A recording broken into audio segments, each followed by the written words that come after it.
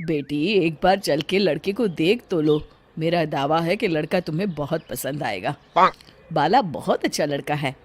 हाँ हाँ बेटी, हम लोग तुम्हारे दुश्मन तो नहीं है। किसी अच्छे लड़के से ही तुम्हारी शादी करवाएंगे ना। आखिर तू हमारी इकलौती बेटी है।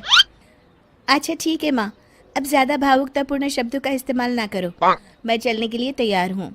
चलो फिर, बिना देर के हम सब चलते हैं। सभी बाला के घर पहुंचते हैं। अरे क्या बात है बहन जी, अभी तक आपका बेटा नहीं आया?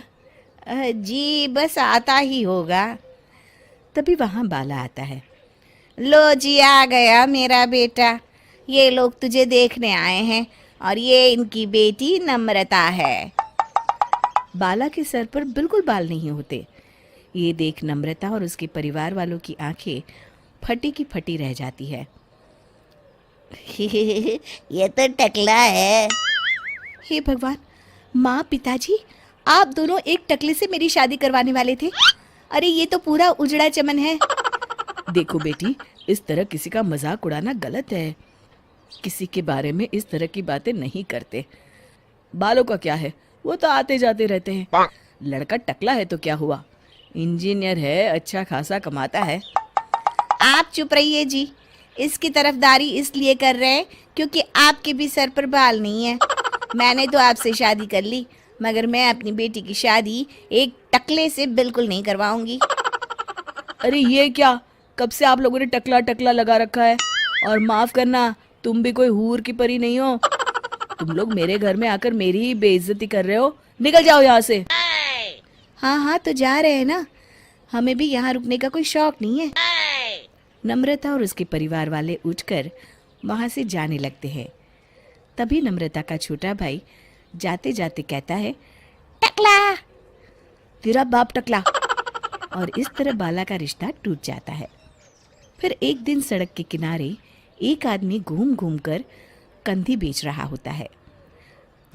कंधी ले लो, कंधी, एक से बढ़िया एक कंघी ले लो, नए जमाने की कंघी ले लो। अरे भाई ये ले लो। घूमते घूमते वो बाला के पास पहुंच जाता है। अरे भाई साहब, कंधी लोगे क्या? ये लो। तभी उसकी नज़र बाला के सर के ऊपर पड़ती है। अरे माफ़ करना भाई साहब, आप इसे लेकर क्या करोगे?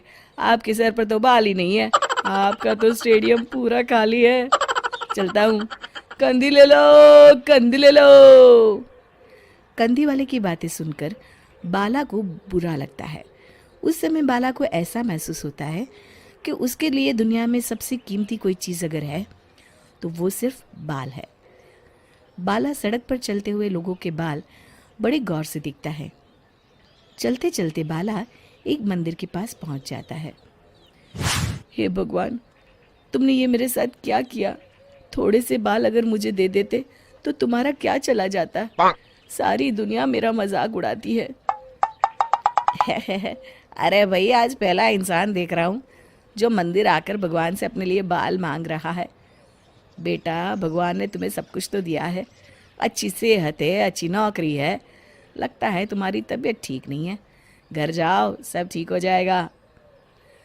बाला वहाँ से चला जाता है। घर पहुंचकर बाला खाना खाता है और अपने कमरे में सोने के लिए चला जाता है।